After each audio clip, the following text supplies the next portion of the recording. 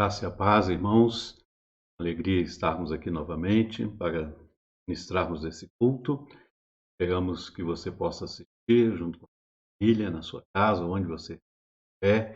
Todos aqueles que têm acesso ao vídeo através da internet, nós agradecemos. Pedimos também suas orações, nós, pela nossa igreja, por esse momento de pandemia que estamos passando. Ainda estamos fechados até o final desse mês de abril, aguardando aí as últimas notícias, né, e o andamento aí da pandemia para retornarmos às reuniões presenciais. Esperamos que você possa estar bem. Quem está nos ouvindo já é uma grande bênção, né? Estamos vivos, apesar de toda essa pandemia e tanta gente que tem sofrido. Nós louvamos a Deus por esse momento. Pedimos que Deus esteja falando ao nosso coração através da sua palavra. Nós vamos, então, orar pedindo a direção do Deus e Pai amado. Fala conosco, ó Pai, nesse momento de culto. Início ao nosso coração. Fala também, ó Pai, através da Tua palavra, que ela traga realmente esperança para a nossa vida, traga direção, orientação, traga alimento para nós. Pedimos a Tua bênção, Tua graça, em nome de Jesus.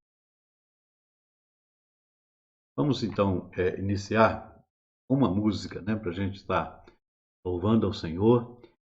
Através da música, nosso irmão Emerson está para nós. Olá, pessoal. Espero que esteja tudo bem com vocês aqui. A gente vai estar cantando um cântico aqui, né? O nome dele é Maranata, ok? Vou dando uma ajeitada aqui.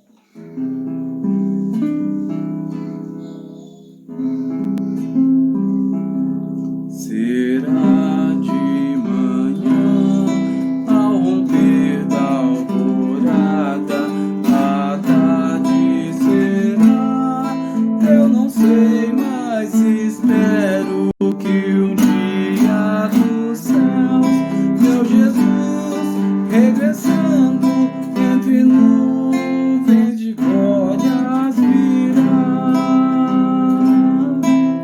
Sim, dos céus, meu Senhor virá, para nós voltará.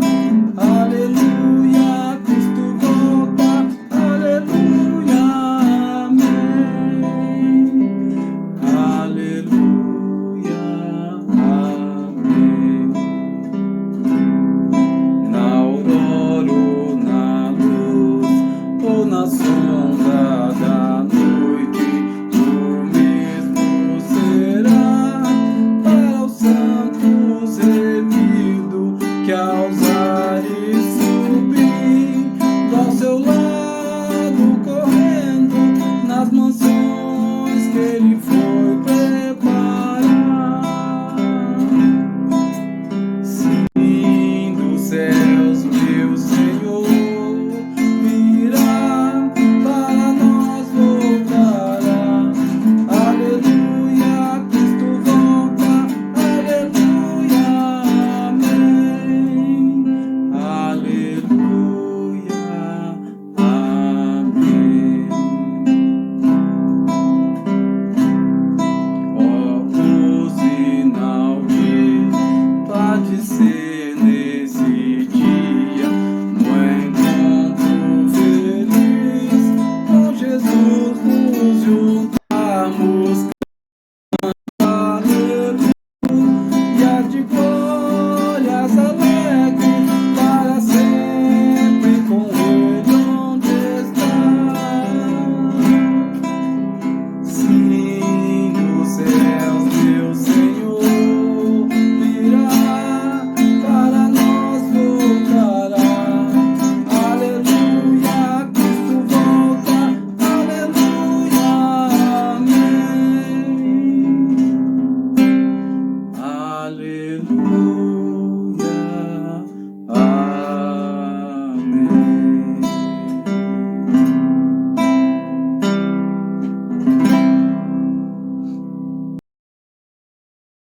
Amém. Nós vamos falar hoje sobre o Salmo 77 e com o tema Quando Nós Mesmos Não Entendemos Nossos Conflitos. Nós queremos ler esse salmo todo. Se você tem a sua Bíblia, você pode abrir e acompanhar conosco. Se você está sem sua Bíblia aí nesse momento, você pode ouvir a leitura que vamos fazer. Clamo a Deus por socorro. Clamo a Deus que me escuta. Quando estou angustiado, busco o Senhor. De noite estendo as mãos sem cessar. Lembro-me de ti, ó Deus, e suspiro. Começo a meditar e o meu espírito desfalece. Não me permitas fechar os olhos, tão inquieto estou que não consigo falar. Fico a pensar nos dias que se foram, nos anos há muito passados. De noite recordo minhas canções. Meu coração medita e meu espírito pergunta: irá o Senhor rejeitar-nos para sempre? Jamais tornará a mostrar-nos o seu favor? Desapareceu para sempre o seu amor? Acabou-se a sua promessa? Esqueceu-se Deus de ser misericordioso? Em sua ira refreou sua compaixão? Então pensei, a razão da minha dor é que a mão direita do Altíssimo não age mais. Recordarei os feitos do Senhor. Recordarei os teus antigos milagres. Meditarei em todas as suas obras.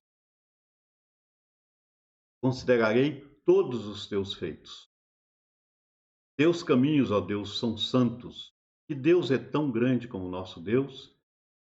Tu és o Deus que realiza milagres. Mostras o teu poder entre os povos.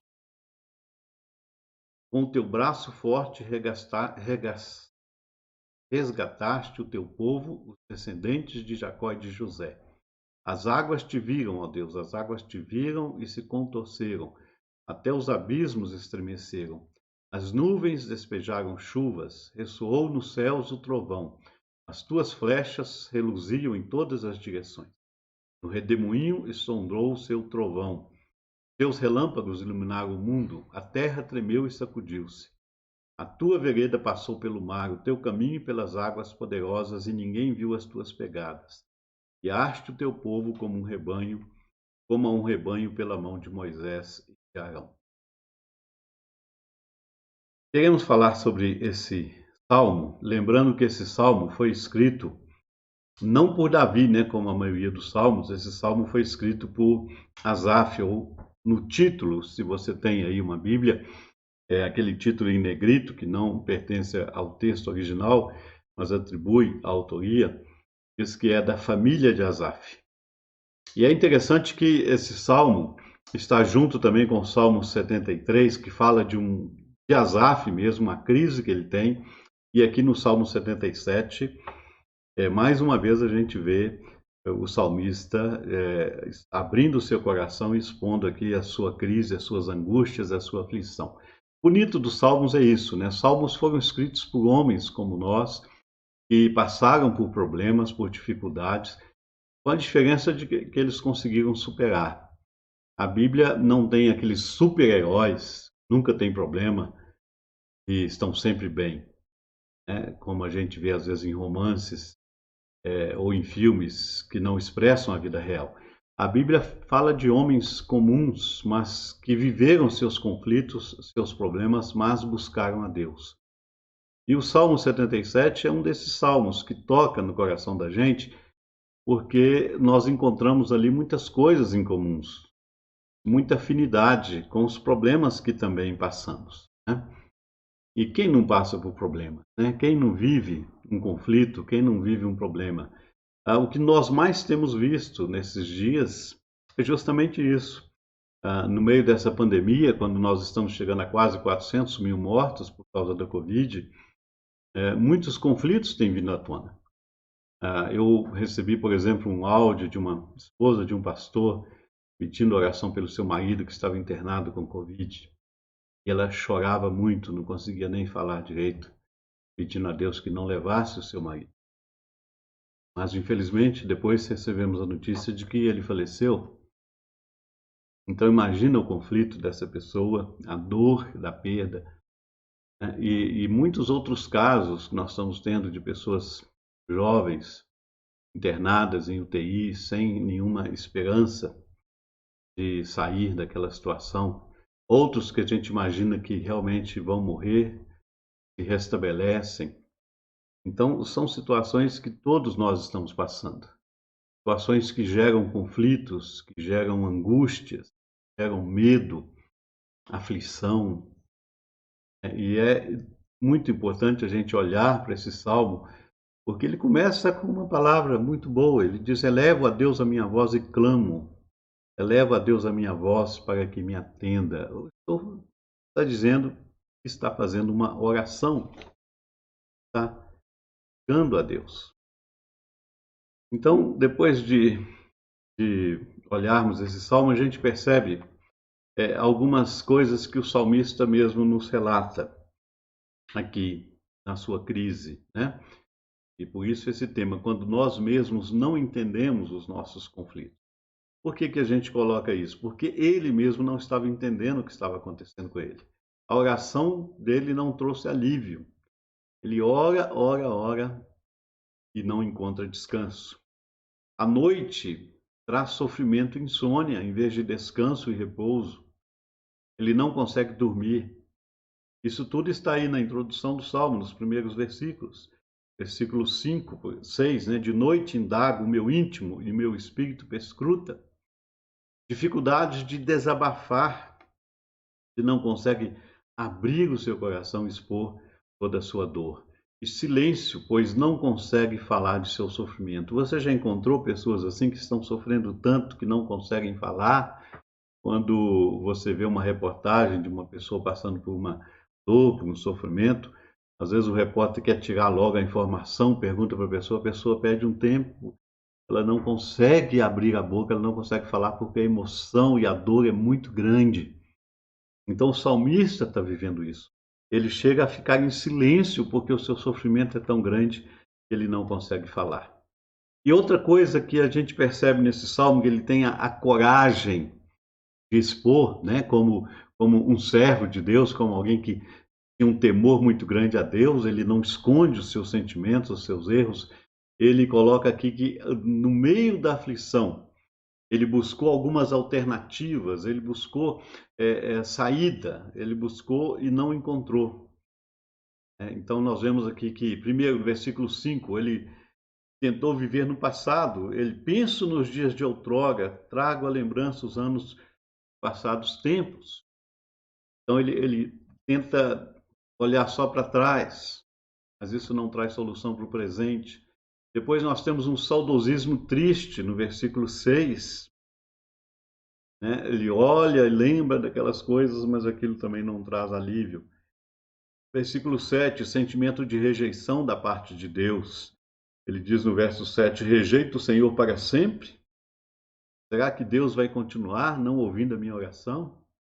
No versículo 8, sensação de que as promessas divinas perderam a validade. Você já teve essa sensação? Será que isso é para mim? Aconteceu com Moisés, aconteceu com Elias, aconteceu com Eliseu, aconteceu com Davi, mas será que vai acontecer comigo? Será que isso é para mim? E no versículo 9, questionamento do caráter de Deus. Ou seja, você percebe que o salmista está tão desesperado que no versículo 10, 9, ele diz: esqueceu-se Deus de ser benigno? Será que Deus esqueceu de ser bondoso? Então, é a aflição que faz isso, é o sofrimento. A gente não pode condenar isso. A gente não pode simplesmente dizer que pessoas que fazem isso como salmistas são pessoas que não têm fé ou que não creem em Deus. Nós temos que respeitar o sofrimento. A tendência nossa, ou pelo menos assim, boa parte dos que se dizem evangélicos hoje, que eu questiono muito essa grande massa de evangélicos aí, fazem coisas absurdas, essas pessoas dizem que não pode falar desse jeito, que não pode fazer assim, que não pode fazer nada, é como se a pessoa fosse obrigada a ficar quieta no momento de seu sofrimento. Né? Foi mais ou menos o que os amigos de Jó quiseram fazer com ele, discutindo com ele, dizendo para ele não falar isso, não falar aquilo, ficar quieto. E Jó querendo ter o direito de falar da sua dor.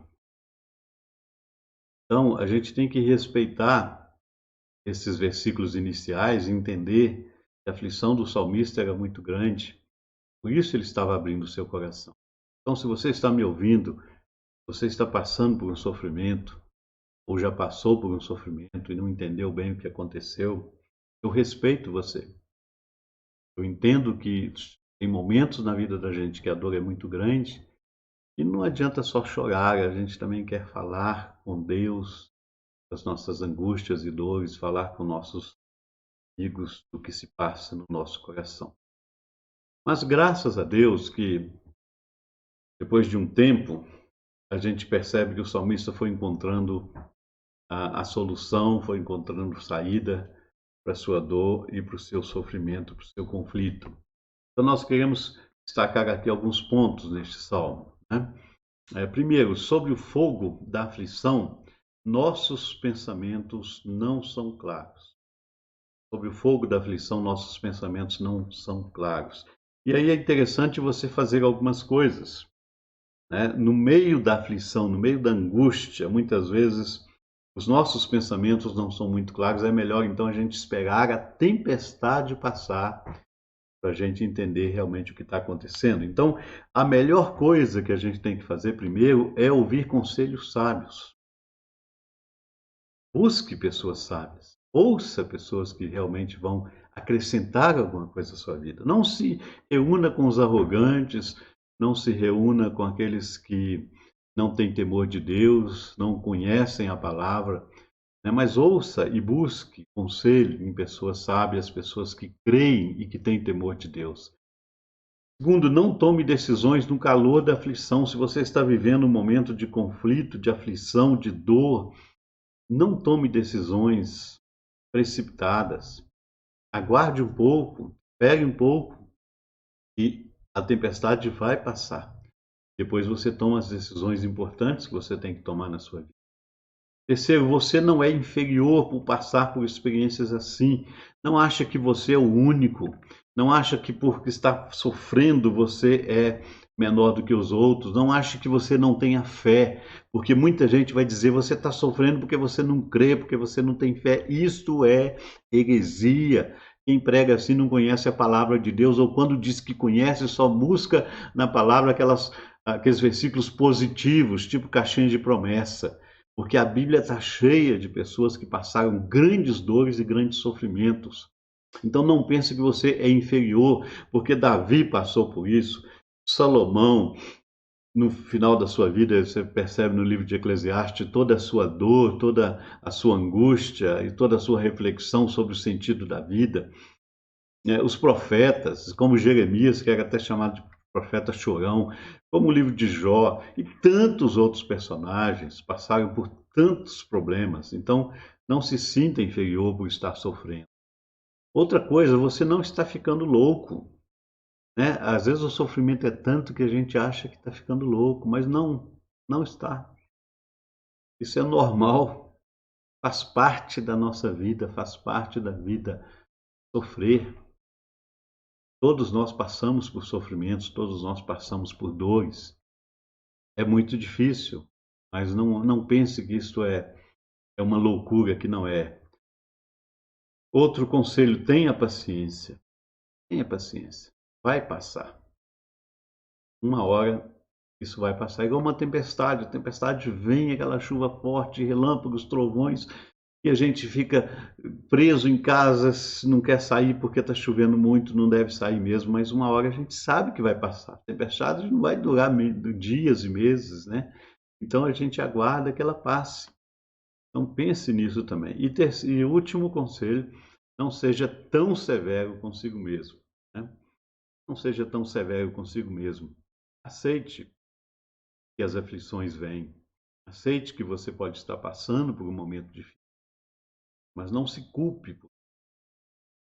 Entenda que estamos vivendo um momento de pandemia, estamos vivendo um momento de conflito, estamos vivendo um momento de perda, estamos vivendo um momento de choro, né? Faz parte da nossa vida. Então, esse primeiro ponto é isso. Sob o fogo da aflição, nossos pensamentos não são claros, diz o versículo 10. Versículo 10 diz assim: Então disse eu, isto é a minha aflição. E ele diz: mudou-se a destra do Altíssimo. Ele pensou que Deus mudou de lado, mas não. É a sua aflição. Segundo ponto, quero chamar a sua atenção, e também o salmista nos ensina aqui, relembre o que Deus faz e relembre o que Deus é. Relembre o que Deus faz e relembre o que Deus é. Os versos de 11 a 13 nos diz algumas coisas preciosas. Recorde o que Deus fez na história de seu povo. Ele diz aí: recordo os feitos do Senhor, pois me lembro das tuas maravilhas da antiguidade. E o que o salmista lembra, né? Ele lembra as coisas que Deus fez na vida do seu povo no passado. Aquele Deus que operou maravilhas, fez coisas importantes na história da sua nação. Então, Israel tinha uma história muito bonita, né, de libertação lá da escravidão, de vitória em muitas batalhas, de muitos milagres. Então, ele relembra isso. Outra coisa, ele recorda o que Deus fez na sua história pessoal também. Não só na vida do seu povo, mas ele também recorda o que Deus fez na sua vida. Ele diz: considero também nas tuas obras todas e cogito dos teus prodígios. Penso nos teus prodígios. E depois no versículo 13, ele diz: recordo quem Deus é. Diz o versículo 13: o teu caminho, ó Deus, é caminho de santidade. Então Deus não vai ser infiel porque ele é santo, ele é justo, ele é bom. Deus não vai mudar. Deus não é bipolar. Graças a Deus. Então, recorde que Deus é. Deus é um Deus que não falha, que não muda. Deus é um Deus fiel. E outra coisa que o salmista faz, que ele é Deus sobre toda a terra, sobre tudo e sobre todos. Não existe esse negócio que Deus é só meu, só para mim. Quando você individualiza isso, você está deixando de olhar o próximo como Deus manda que você olhe, que você ame. Então pense que Deus está aí olhando para todos. Deus quer mostrar a sua bondade, o seu amor para todos que o buscam. Então faça essas 4 coisas que nós vemos aí. Relembre o que Deus faz e o que Ele é. Recorde o que Deus fez na história do seu povo, recorde o que Deus fez na sua história pessoal, recorde o que Deus é, e Deus não vai ser infiel, porque Ele é santo, justo e bom. Ele é o Deus sobre toda a terra, sobre tudo.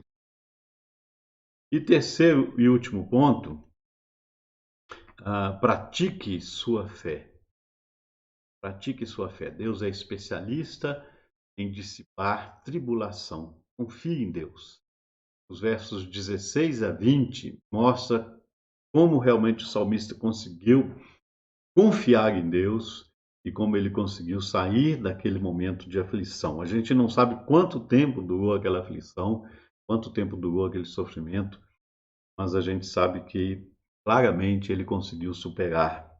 No verso 16, ele diz: viram-te as águas, ó Deus, as águas te viram e temeram, até os abismos se abalaram. Então, é como se Deus tivesse vindo ao encontro do salmista para trazer alívio para ele.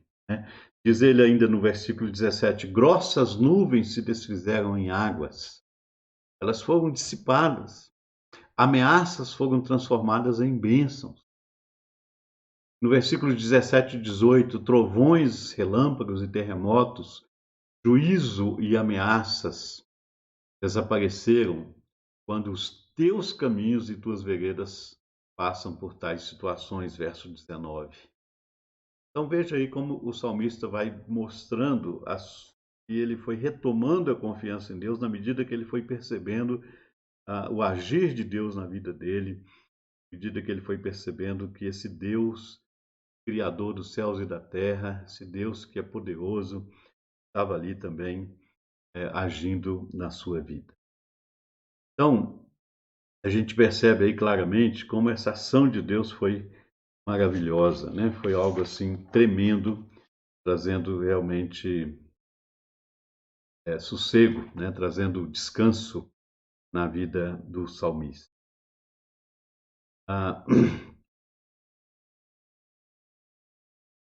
Deixa eu colocar aqui. O grande desafio que a gente tem aqui, para a gente concluir, o grande desafio é lembrar que você pode passar por momentos de confusão mental e interior, desordem, mas que a sua vida não se reduz a isso. Você está passando por aflição, mas esta não é a sua vida. Essa é apenas uma faixa, um pequeno pedaço de um momento da sua vida. Carregue a certeza que um Deus todo-poderoso tem cuidado de você. Sua vida não está no final, mas ela está numa intersecção, num momento de virada, num momento de dor e decisão, mas em um momento que tudo pode mudar, tudo pode ser transformado. Veja o versículo 19, né? Pelo mar foi o teu caminho, diz o versículo, tuas veredas pelas grandes águas e não se descobrem os teus vestígios. É interessante porque o salmista está dizendo que quando o navio passa pelo mar, ele não deixa marca, não deixa trilha, não tem como você seguir o navio. Você vê que ele mexe na água, mas depois ali de 100 metros já não tem mais nada. Então, o salmista está dizendo que Deus, ao passar com você no meio das tempestades, ele te leva para outros lugares e novas oportunidades nas quais não se descobrem mais vestígios, diz o versículo 19. É como se estivesse dizendo, olha, eu passei por aflição, mas Deus veio, me conduziu e eu já não tenho mais cicatriz nenhuma, não tenho mais marca nenhuma daquilo que passou. Não tem mais vestígios. Olha que maravilha, né? Não tem mais efeito colateral, não ficou cicatriz, não ficou marca. Esse é o Deus que nós encontramos aqui na experiência do salmista, né? Em Mateus capítulo 8, a partir do verso 24, os discípulos estão atravessando um braço de mar com Jesus e enfrentam uma tempestade. E eles acordam Jesus, diz o verso 25, eles estão assustados, achando que o mar vai engolir aquele barco tão pequeno. E aí Jesus se levanta e repreende o mar e o vento. Tudo se acalma e diz o texto que eles chegam ao seu destino.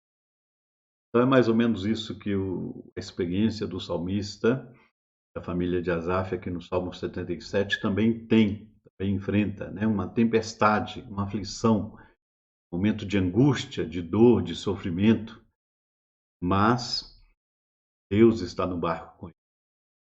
Deus vai transformar aquela situação. Deus vai acalmar o mar e o vento para que ele possa chegar ao seu destino. Então, para a gente estar refletindo, praticando com base nesse salmo, eu gostaria de deixar 3 perguntas para você. A primeira delas, você já se arrependeu de ter tomado decisões no calor da aflição, bem no meio de uma grande crise? Certamente você já passou por crise, por sofrimento. Você já se arrependeu de ter tomado alguma decisão no meio dessa crise? Segundo, se você está passando por crise ou aflição, tente lembrar o que Deus já fez por você no passado. Traga memórias boas, renovem sua esperança. Quem sabe você possa até escrever, fazer uma lista das coisas boas que aconteceram, das experiências boas que você passou e que você pode agradecer ao Senhor. Traga essas memórias boas para a sua lembrança, para te dar força nesse momento de dor, de aflição. E terceira pergunta, sua crise ou aflição pode ser uma ótima oportunidade de praticar sua fé. Confie e dê um passo de fé, entregando a Ele suas angústias e aflição. É isso que é o grande desafio da fé cristã, né? Crer que realmente toda oportunidade, toda luta, toda dificuldade pode ser uma oportunidade de confiar mais em Deus, entregar a sua vida nas mãos dele. né? Jesus certamente é o nosso maior exemplo. Todos os momentos que Jesus viveu, ele aproveitou cada instante, aproveitou cada momento para tirar uma grande lição para ele ou para seus discípulos. Vamos ouvir mais uma vez o nosso irmão Emerson, e aí depois nós voltamos para a oração final e a bênção. Temos mais um cântico aqui, né? O nome desse cântico é o Nosso Deus é Soberano, ok?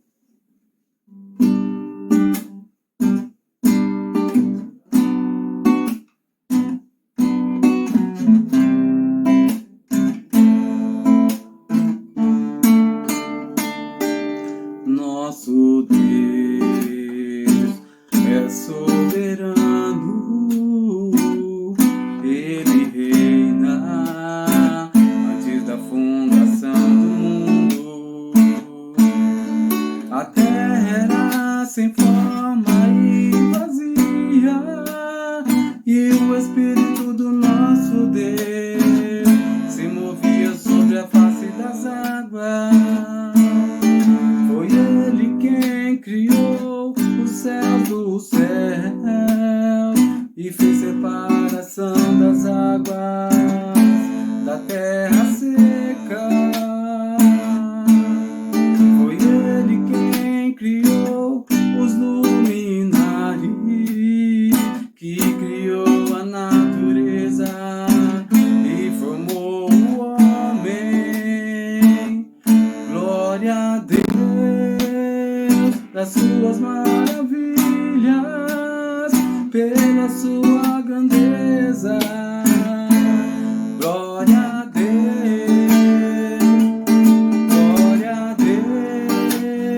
das suas maravilhas, pela sua grandeza. Glória a Deus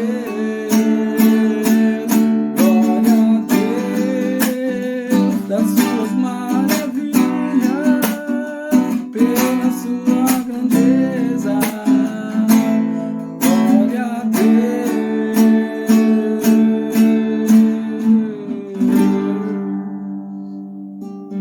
Isso aí.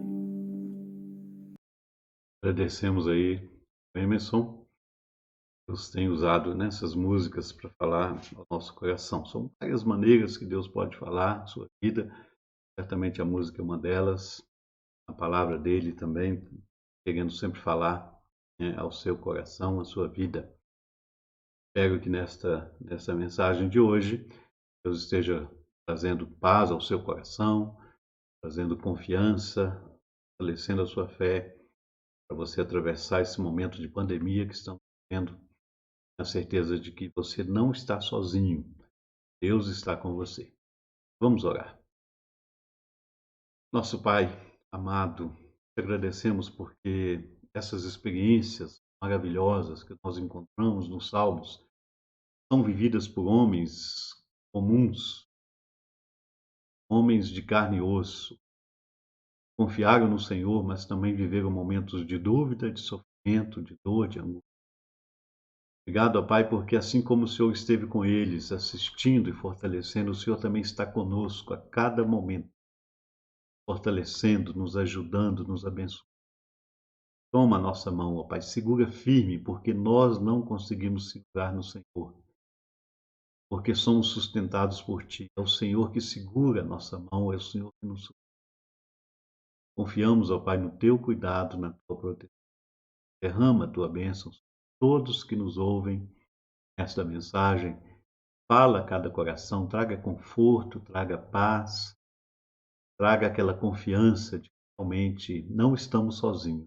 O Senhor está conosco no meio dessa pandemia que atravessamos. O Senhor está conosco. Em nome de Jesus que eu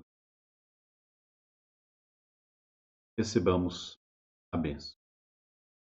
O Senhor esteja ao teu lado como teu grande amigo e companheiro de jornada.